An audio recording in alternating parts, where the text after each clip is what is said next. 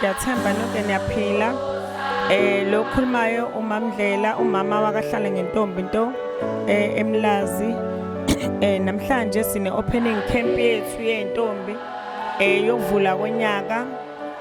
Njengoba nibona nje sibaningi kangaka namhlanje ngoba sovula unyaka. Intombi siphume zonke ngomningi bazo. Sizothi nje eBeneza baba sicela uqale nathi lo nyaka.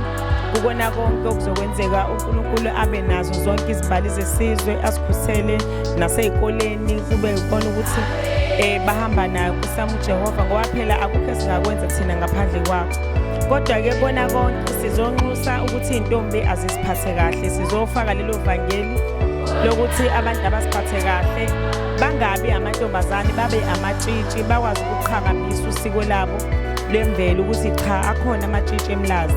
Ngoba abantu banalento ukuthi amatshitshi eThekwini awekho, so sizama ukuzotshengisa isizwe ukuthi amatshitshi akhona eMlazi and maningi futhi amatshitshi and okuwesi amatshitshi ethu esinawo afundile. Amatshitshi ethu siyakhuthaza lento yemfundo ukuthi amatshitshi awafunde bakithi, awafunde ukuba independent, afunde ukuyimela.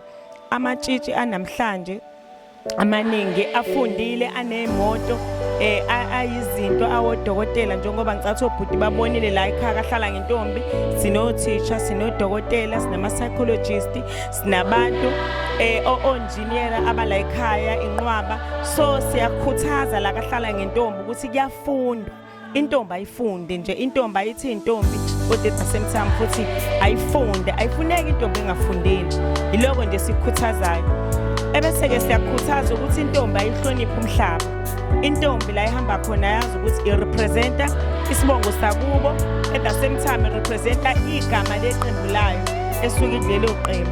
Because amatshitshi fanele abe nalo understanding ukuthi anything ayenzayo fanele azi ukuthi arepresenta even nobaba wethu ngangelethu ongasekho ukuthi leli tshitshi why lenze kanjena bese indaba ibuzwa kuthina ezonomehlo.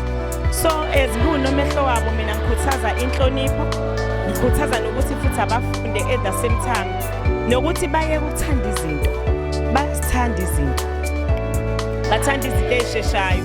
Abafuni ukwenza nje into zabo ukuthi mina ngifuna ukufundela ukuthi, mina ngifuna ukwenza ukuthi, bathanda izinto kakhulu. So sikhuthaza naleyo nto ukuthi abantwana abafunde nokuthi-ke okubaluleke kakhulu siyayikhuthaza lento abantwana ukuthi bangabajaha abafana ngoba kuno-HIV and AIDS la ngaphandle.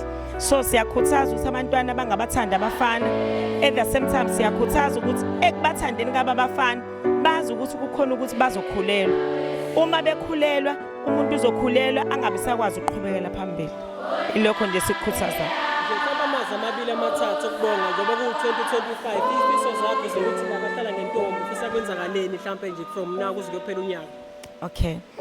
Isifiso sami njengoba ku-2025 la kahlala ngentombi bengizothi nje mina ngifisa ukuthi abantwana bami baphile, that's number 1.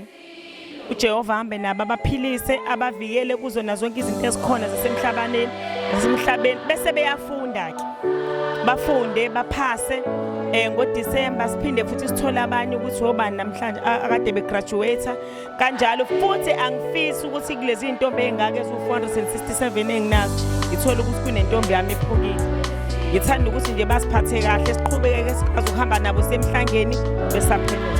Mhlawumbe nje amazwi amabili kulabo abasemakhaya bangayiboni lento enhle kangaka. Mhlawumbe ungathini ukubona kwabazali mhlawumbe ungathini mathiwa le video isekelela khona. Okay, mina bengathi nje especially kulabo abangakaboni because bakhona abazali abanye uthola ukuthi abantwana bayigcinile kodwa bathanda ukuthi baziveze. Ngiya-understanda kwesinye isikhathi basaba ukuthi iy'ngane zethu ziyadlwengula especially amatshitshi. Ngiyacabanga ukuthi banaleyo fear bayasaba.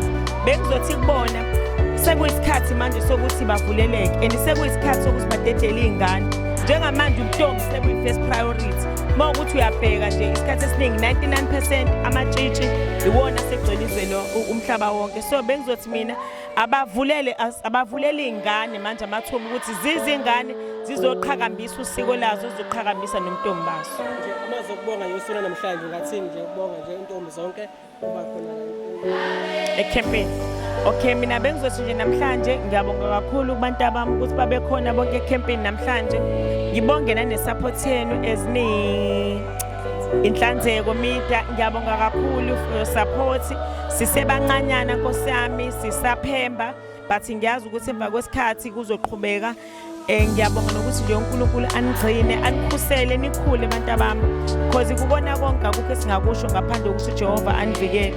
Siyacela nje ukuthi nje next time niphinde futhi nize siyanithanda kakhulu siyabonga.